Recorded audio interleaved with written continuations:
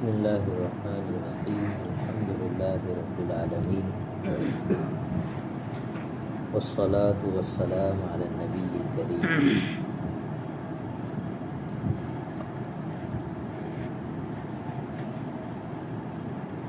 پچھلی مرتبہ الحمدللہ ہماری سورہ تکویر مکمل ہوئی۔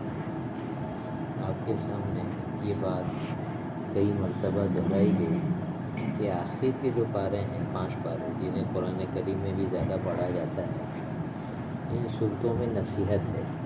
بار بار آدمی کو ایک چیز یاد دلائی گئی کہ تم نہیں تھے، ایک عظیم طاقت اور قدرت رکھنے والے رب نے تمہیں پیدا کیا ہے، اور پیدا کرنے کے بعد زندگی گزارنے کے لیے جتنی ضرورتیں ہیں وہ سب اس نے اپنی طاقت اور قدرت سے تمہارے لیے بنا کر دی ہے۔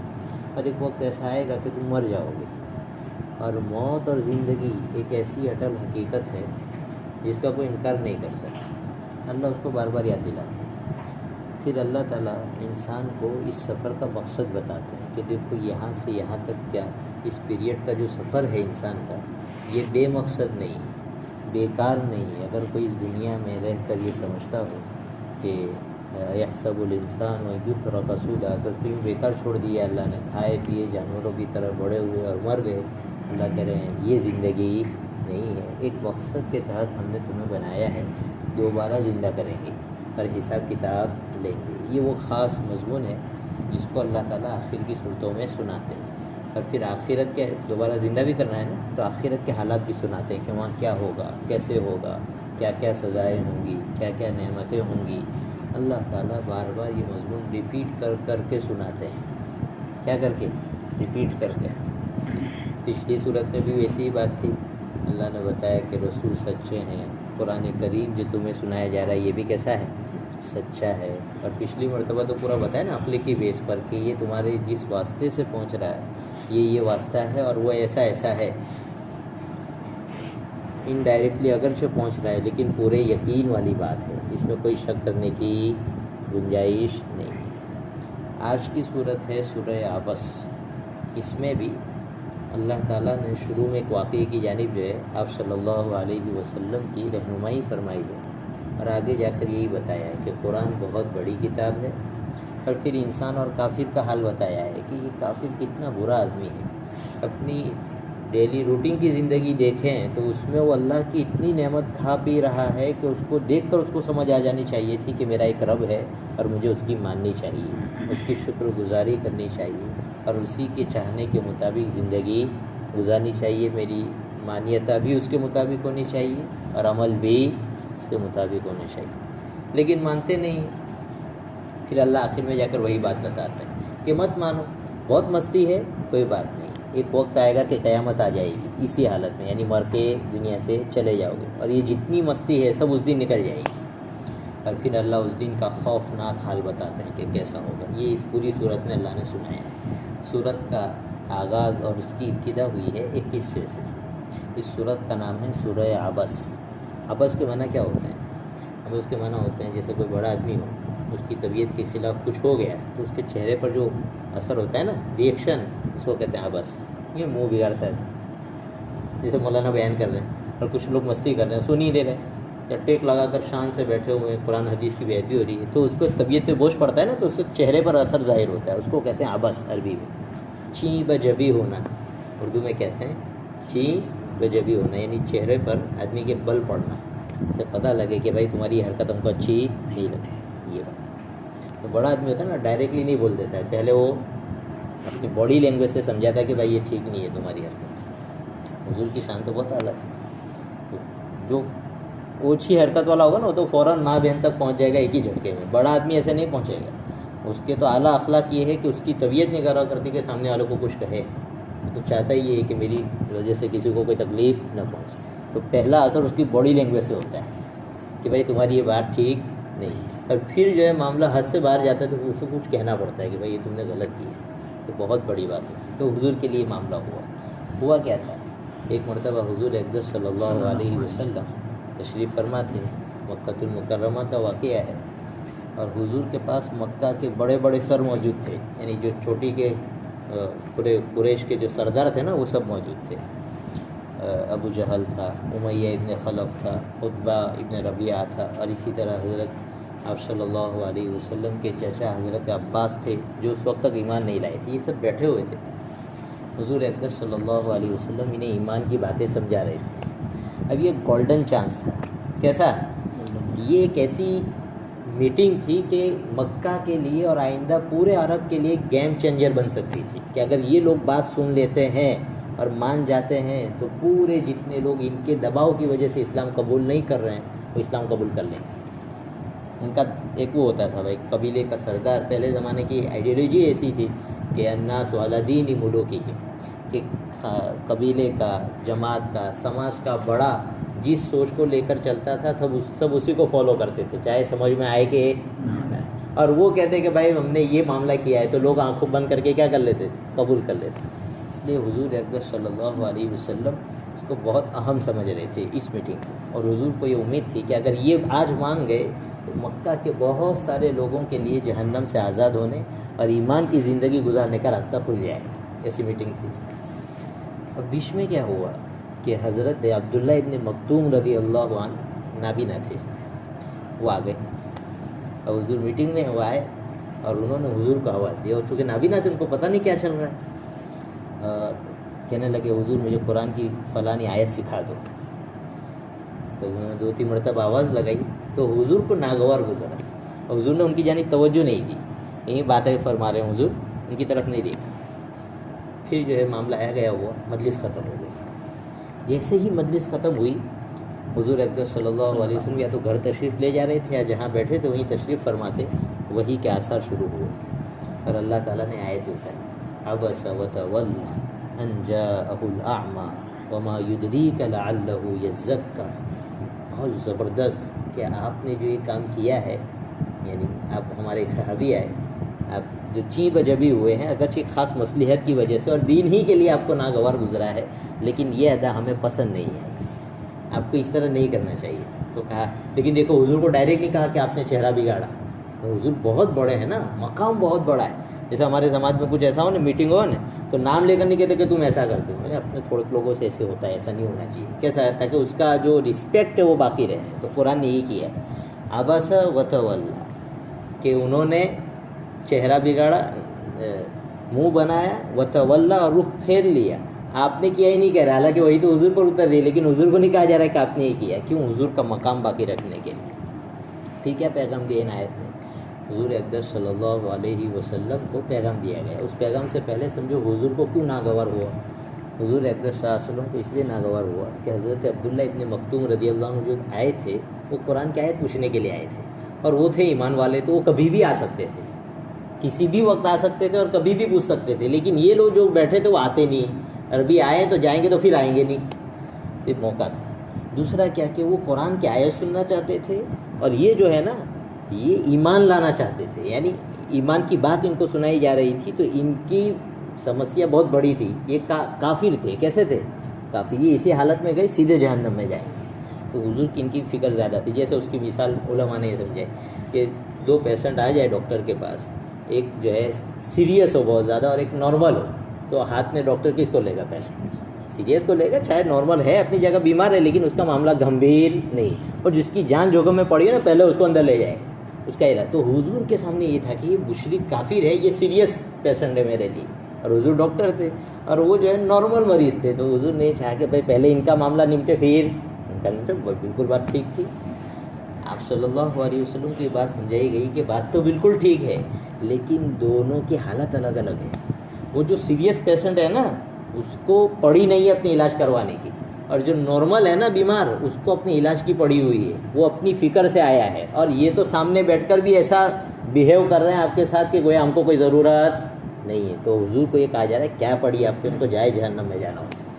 لیکن جو اپنی فکر سے دین سیکھنے کے لیے آپ کے پاس آیا آپ اس کو اگنور نہیں کر سکتے. یہ چیز یہ حضور کو سمجھائی گی. بہرحال انبیاء کرام علیہ الصلاۃ والسلام جو کام کرتے ہیں اللہ کی تعلیم کے مطابق کرتے ہیں. کس کی تعلیم کے مطابق؟ اس میں ڈائریکٹ وحی کا اثر ہوتا ہے. کس کا؟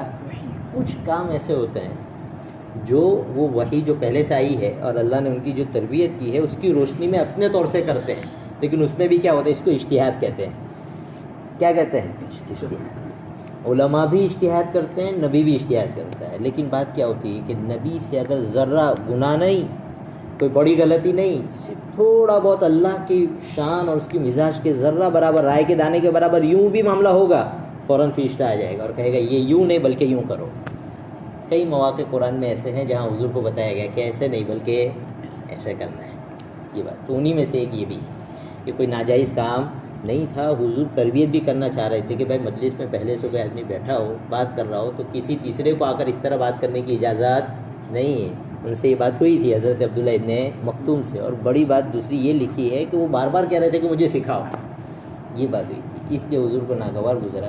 بہرحال اللہ تعالیٰ نے فرمایا کہ ہمارا منشا یہ تھا کہ تم ان کو کیا دو، ٹائم دو، وقت دو، اور دونوں میں فرق یہ ہے کہ جس کافر کو تم وقت دینا چاہ رہے ہو اس کو پڑھی نہیں ہدایت کی، اور یہ اگرچہ نابینا ہے اور ایمان والے ہیں لیکن ان کے دل میں فکر ہے آخرت کی، لہٰذا تم اس کو اگنور نہیں کر سکتے۔ یہ بات جو ہے اس میں فرمائی ہے، اور حضرت عبداللہ ابن مکتوم رضی اللہ عنہ کی سفارش بھی اللہ تعالیٰ نے کر دی ہے کہ وہ تو نابینا ہے، ان کو کیا پتہ کہ اندر کون بیٹھا ہوا ہے، کیا چل رہا ہے، اس وجہ سے ان کی یہ غلطی ہو گئی، یہ کہا۔ دیکھیں عبس وتولى ان جاءه الاعمى وما يدريك لعله يزكى او يذكر فتنفعه الذكرى اما من استغنى فانت له تصدى وما عليك الا يزكى واما من جاءك يسعى وهو يخشى فأنت عنه تلہا کلا انہا تذکرہ۔ انہوں نے منہ بنایا اور روح پھیر لیا اس لیے کہ ان کے پاس وہ ایک اندھا آ گیا، وہ ایک نابینا آ گیا تھا۔ یہ پیغمبر آپ کو کیا معلوم، لعلہ یزکیٰ، شاید کہ وہ سدھر جائے یا وہ نصیحت حاصل کرے اور ان کو نصیحت کرنا نفع دے۔ جہاں تک تعلق ہے اس شخص کا جو بے پرواہی دکھا رہا ہے اور تم اس کے پیچھے پڑے ہو، وما علیک الا یزکیٰ، حالانکہ اگر وہ نہ سدھرے تو تم پر کوئی ذمہ داری نہیں ہے، اور وہ شخص جو تمہارے پاس محنت کر کے آیا ہے، وہو یخشیٰ، اور وہ دل میں اللہ کا خوف رکھتا ہے، فأنت عنہ تلہا، اس کی طرف سے آپ بے پرواہی برتتے ہو، کلا، ہرگز نہیں، ایسا نہیں ہونا چاہیے۔ انہا تذکرۃ، یہ قرآن تو ایک نصیحت ہے۔ اب آگے اللہ تعالیٰ یہ بتا رہے ہیں کہ قرآن ایک نصیحت ہے، جس کو چاہے اور جو چاہے وہ کیا کرے، اسے قبول کرے، اور جو چاہے نہ قبول کرے، ہمیں کوئی فرق پڑنے والا نہیں ہے، اور اس کے قبول نہ کرنے سے قرآن کی کوئی عظمت کم ہونے والی نہیں ہے۔ آگے اللہ بتا رہے ہیں کہ کسی کے ماننے سے قرآن کی عظمت نہیں بنتی ہے، بلکہ یہ تو پہلے سے عظمت والی چیز ہے۔ کیسے؟ پہلے سے، اس لیے اللہ نے آگے قرآن کی عظمت سنائی۔ فمن شاء ذکرہ، جو شخص چاہے اسے یاد کرے، فی صحف مکرمہ مرفوعۃ مطہرہ بأیدی سفرہ کرام بررہ۔ قرآن ایسے صحیفوں میں ہے جو بڑے مقدس ہیں، مرفوعۃ، جو بڑے اونچے رتبے والے ہیں، مطہرۃ، پاکیزہ ہیں، بأیدی سفرۃ، ایسے لکھنے والوں کے ہاتھوں میں ہے جو خود بڑے عزت والے ہیں، بررۃ، بڑے نیک ہیں۔ اس میں اللہ تعالیٰ نے ان آیت میں قرآن کی عظمت بتائی ہے کہ یہ قرآن کوئی مانے یا نہ مانے، اپنی جگہ بہت شاہانہ کلام ہے۔ کیسا کلام ہے؟ اور اللہ کے ہیں اس کا بہت بڑا رتبہ ہے، بہت بڑا رتبہ ہے۔ مطہرۃ، اور قرآن ہے کیسا؟ کہہ رہے ہیں پاکیزہ ہے۔ کیسا ہے؟ مطلب یہ ہے کہ اسے کوئی ناپاک آدمی ہاتھ نہیں لگا سکتا۔ ہم میں، آپ میں کوئی بھی آدمی جو بے وضو ہو اور ناپاکی کی حالت میں وہ قرآن کو ہاتھ نہیں لگا سکتا۔ یہ تو قرآن کی شان دکھائی۔ بِأَيْدِي سَفَرَةٍ، ساتھ میں اللہ کہہ رہے ہیں کہ قرآن جن واسطوں سے تم تک آ رہا ہے نا، لکھنے والے یعنی فرشتے لکھ رہے ہیں، انبیاء کرام ہیں، اور اسی طرح وہ صحابہ جو کیا کرتے تھے، قرآن کریم لکھتے تھے، ان سب کی تعریف بھی اللہ نے اس میں کی۔ اور اس میں یہ بھی ہے، سفارہ سفیر کی جمع ہے، سفیر کہتے ہیں ایلچی کو، جو درمیان میں واسطہ بنتا ہے نا، ایک پیغام دوسری تک پہنچا رہا ہے، میسنجر۔ تو کہتے ہیں کہ اس میں جس طرح انبیاء کرام ہیں، فرشتے ہیں، صحابہ کرام ہیں، اس طرح ہر دور کے جو علماء کرام ہیں جو امت تک قرآن کو صحیح پہنچا رہے ہیں، یہ بھی بیچ کے ایلچی ہے، رسول کے اور امت کے درمیان کے کیا ہے، ایلچی ہے، واسطہ ہے۔ ان کا بھی بڑا مقام ہے، اللہ ان کی تعریف کر رہا ہے۔ بِأَيْدِي سَفَرَةٍ، ایسے لکھنے والوں کے ہاتھ میں ہیں کرامن جو خود بڑے عزت والے ہیں، بررتن نیک ہیں، لہذا قرآن کا کوئی مرتبہ کسی کے نہ ماننے سے کم ہونے والا نہیں۔ اب آگے اللہ تعالیٰ کہہ رہے ہیں کہ اتنا سب کھول کر ہم نے بتا دیا اور قرآن کی عظمت بتا دی، تو کافروں کو چاہیے تھا کہ کیا کریں؟ ایمان لائیں، لیکن اللہ کہہ رہے ہیں ان پر لعنت ہو۔ کیا ہو؟ لعنت ہو کہ تھوڑی عقل سے کام نہیں لیتے ہیں۔ کم از کم اپنی ابتدا کو دیکھو، اپنی انتہا کو دیکھو، اور بیچ میں تم پیدا ہوئے اور پھر مرے، تو پیدا ہونے کے حالات پر غور کرو تو بھی اللہ کی قدرت دکھے گی، مرنے کے حالات پر غور کرو تو بھی اللہ کی قدرت دکھے گی، اور درمیان میں زندہ رہنے کے لیے جتنے سورسز استعمال کرتے ہو ان پر غور کرو تو بھی اللہ دکھے گا۔ اور جب سب جگہ اللہ ہے تو نہ ماننے کی وجہ کیا ہے؟ چنانچہ اللہ کہہ رہے ہیں قتل الانسان ما اکفرہ، خود لعنت ہو اس انسان پر کیسا ناشکرا ہے، یعنی اتنی کھلی آنکھوں اللہ کی قدرت دیکھنے کے باوجود بھی ناشکری کرتا ہے۔ خاص طور سے اس آدمی کو سنایا جا رہا ہے جو اللہ کی ذات پر ایمان نہیں رکھتا۔ یہ جتنے کافر وغیرہ ہیں تھوڑا بھی سوچیں تو ان کی مانیتیں کیا ہو جائے؟ صحیح ہو جائے۔ لیکن وہی بات، جو نصیحت حاصل کرنے کے لیے سوچے گا اسی کو نصیحت ملے گی۔